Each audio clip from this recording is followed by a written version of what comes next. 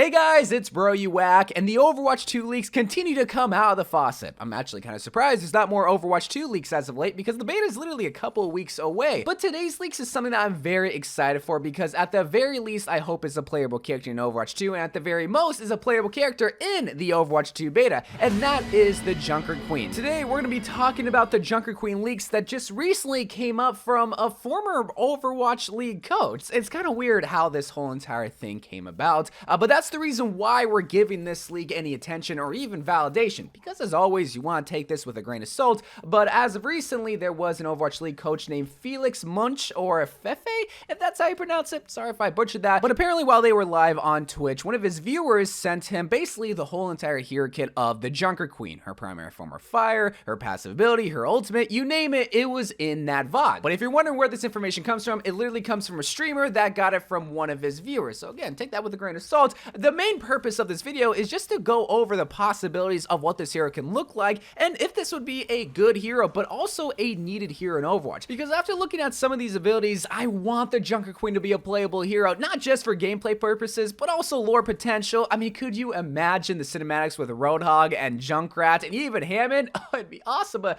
I mean, first of all, let's talk about the abilities because that's why you're here. So the first weapon of the Junkerqueen is titled the scattergun. It's apparently a shotgun that in the Reddit post they describe it like Scout's weapon in TF2, where the closer you are to the target, the more damage it does. Farther away, the less damage it does. But I kind of just describe it like Roadhog's gun. If anything, it would be modeled just like Roadhog because, well, they're two similar characters. With the exception of the secondary fire Roadhog's weapon, it would probably just be a normal shotgun, kind of like how Reaper's weapon is. But instead of like sophisticated bullets, it would just fire a bunch of scrap. And come to think of it, a lot of the weaponry of the Junkerqueen in this post is just kind of similar to how Roadhog is built, because the melee weapon of choice of the Junkerqueen is just that, a melee weapon or a sword. Seen in a lot of the posters on the Junkertown map and also just a lot of fan renditions of Junkerqueen, a lot of people assume that the Junkerqueen would have a melee weapon of sort, where the scattergun just kind of came from this post alone. But one cool feature about this melee weapon is that it has a new effect that hasn't really been seen in Overwatch beforehand, where if you slice somebody, it has this bleeding effect where over time it does damage. And how you do damage in particular with this melee weapon is that you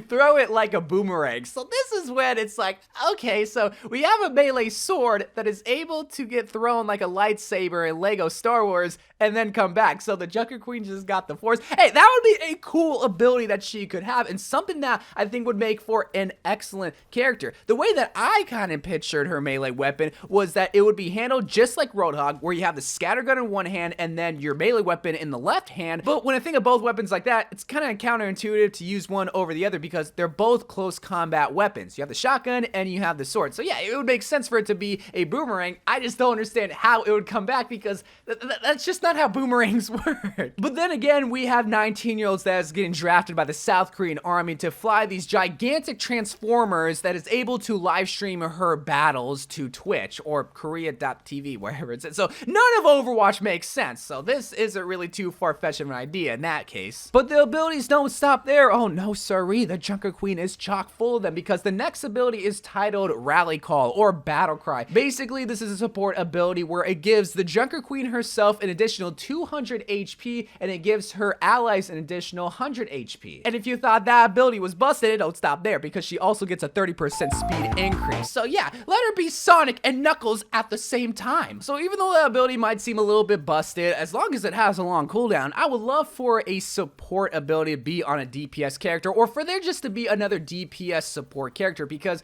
while I love the primary healers like Ana and Mercy and Moira, for me personally, the DPS support characters are a lot more fun to play. Lucio, Zenyatta, especially Lucio because you're wall riding, you're healing your team, but you're especially doing a lot of damage and you have points in the game where you can make a difference by either booping somebody off or having an impactful ultimate. And that's exactly what the Junkerqueen has because if you imagine Reaper having anti-heals for his ultimate, that's the Junkerqueen's ultimate. It's basically titled Rampage, where she charges in front of the enemy and deals out a bunch of anti-heals to the enemy. Think of it like Ana's anti-grenade, but with Reaper's ultimate. Now, whether this is an OP ultimate or not, if it could easily get blocked by a Reinhardt shield or eaten by a Diva defense matrix, depending on how she distributes the anti-heals, the idea of more anti-heals in Overwatch, in my personal opinion, I like the idea of. Again, this is coming from a more DPS-centric person, but I feel like if there was more opportunities for anti-heal, that would give at least an opportunity for DPS characters to overrule support characters, because especially in Overwatch 1 right now, a lot of damage can just get out-countered by simply healing the enemy team. And I know it's the point of heals, but I don't know, I feel like if there was a skillful ultimate or just a moment in a game where I counteract heals, I think that would give a very unique ultimate to not only the Junkerqueen, but also allow for another support character to have an impact opportunity within a match. And then one of the final unique abilities is actually Junkerqueen's passive ability, which is very confusing. Like, even the post, I can't fully understand it, but it's titled Adrenaline Shot. Basically, it's a passive ability that heals all damage that is done through bleeding effect. And earlier, if you remember, we talked about that when we talked about her sword, which is basically her Carnage ability, where every single time you do damage to the enemy, it leaves them with this bleeding effect where it does damage over time. And apparently with her passive ability Adrenaline Shot, it transforms or translates into HP to her, or at least counteracts damage that is done to her. It's very confusing, but either way, it's still very on brand for not only the Junkerqueen, but also just the characteristics of a secondary healer, where, yeah, there's healing aspects to it, but that's not really why you play the Junkerqueen. You're playing her for the damage potential. You're playing her for her ultimate, where it can have a moment in time where it can counter possibly a Zenyatta ultimate. And like I mentioned before, it's fitting for the character the Junkerqueen because she's not like Mercy. She's not somebody that is angelic, that is there to nurture you, so I'll bring you back to health. She's there to cause destruction, and if she heals you or helps you out along the way, then okay, but she's gonna shoot you, she's gonna hit you, she's gonna stab you, she's gonna cause you to bleed, and she's gonna cause you to fall in love with her because, my god,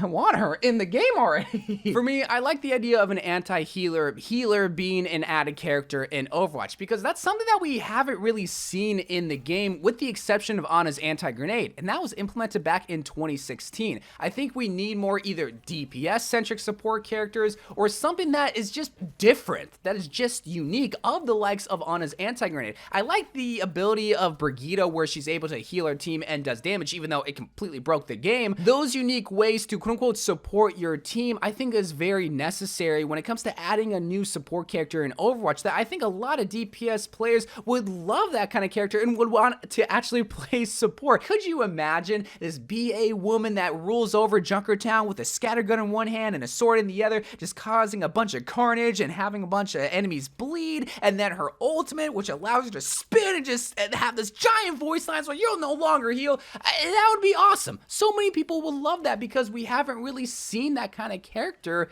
at all in Overwatch. A melee support hero that deals anti-heals to the enemy team. Plus, could you imagine the lore potential and the campaign missions involving the Junkerqueen and her interaction with the Roadhog and Junkrat? That's something y'all gotta realize, is that in Overwatch 2, lore is gonna be a heavy influence on what character is playable or not in the game. Whether these abilities and the Junkerqueen is even real or not, which again, I'm taking with a grain of salt, because anybody can have a viewer come to your platform and say, hey, these leaks came out recently, and then have a subscriber-only paywall to access this information. I mean, I could easily do that and I wouldn't get in trouble. So again, I'm taking this with a grain of salt, but whether or not it's true, I still want the Junkerqueen to be a playable character in Overwatch. And if these abilities are real, this would be really cool. This would be a good fake leak that I think Blizzard should just run with and just claim as their own, baby. But we'll just have to see when the Overwatch 2 beta comes out on April 26th, and when the full game releases when I have grandkids. So until then, I love you guys. Thank you guys for watching. Let me know what you think about the Junkerqueen leaked abilities,